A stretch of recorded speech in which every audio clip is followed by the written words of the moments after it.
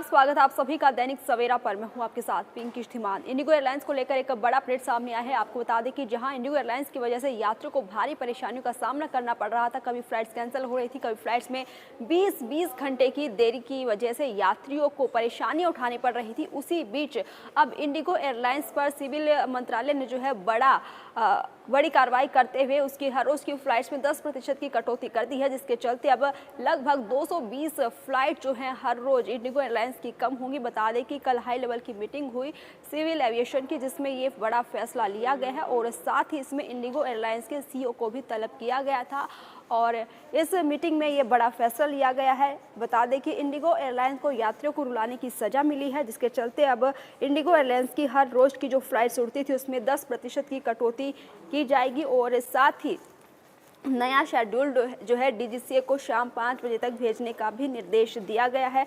तो Indigo airlines की हर रोज के फ्लाइट्स में ये बड़ी कटौती की गई है। सिविल एविएशन मंत्रालय का बड़ा फैसला है।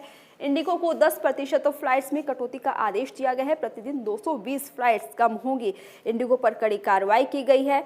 सिविल एविएशन मंत्रालय ने इंडिगो एयरलाइन की 10% फ्लाइट में कटौती का निर्देश जारी किया है। ये फैसला हाई लेवल मीटिंग में लिया गया है, जो कि कल शाम हुई थी, जिसमें इंडिगो के सीईओ पीटर एल्बर्ट्स को भी तलब किया गया था। इसके अलावा इंडिगो को बुधवार शाम 5 बजे तक डीजीसीए को एक बदला हुआ शेड्यूल जमा कराने का भी निर्देश दिया गया है। बताया जा रहा है कि मंत्रालय के इस फैसले का सीधा असर इंडिगो की रोजाना उड़ने वाली करीब 2200 फ्लाइट्स पर पड़ेगा, यानी लगभग 220 फ्लाइट्स घट जाएंगी। दरअसल पिछले एक हफ्ते से ज्यादा समय से इंडिगो की फ्लाइट्स प्लस थी और सभी एयरलाइंस और डीजीसीए को तलब करने जा रही है। नागरिक उड्डयन मंत्री ने लोकसभा में बताया कि इंडिगो की तरफ से नए नियमों का पालन करने की बात कही गई है, लेकिन उसे लागू नहीं किया गया है। अब ऐसे में कई एक्सपर्ट्स ने आरोप भी लगाया है कि इंडिगो ने ऐसा सरकार पर दबाव बनाने के लिए किया है। मार्केट में अपने बड़े शेयर का दमखम दिखाने की कोशिश की है, लेकिन सरकार ने हंटर चला दिया। ऐसा करके सरकार ने दिखा दिया कि यात्रियों की सुरक्षा को लेकर वो समझौता नहीं करेगी। कई रिपोर्ट्स में दावा किया जा रहा है कि सरकार का हंटर अभी नहीं रुकेगा। सरकार इंडिगो पर 1000 करोड़ का जुर्माना भी लगा सकती है। चर्चा ये भी है कि सरकार से लेकर संसदीय समिति इंडिगो संकट की तह तक में जाने की बात कह रही है। इसके अलावा इंडिगो पर भारी जुर्माना लगाने की भी संभावना पर भी विचार करने के दावे हो रहे हैं, लेकिन सवाल मुसाफिरों के विश्वास का है, जिसे दोबारा हासिल करने में इंडिगो जैसी बड़ी एयरलाइंस को बहुत ज्यादा मेहनत करनी होगी।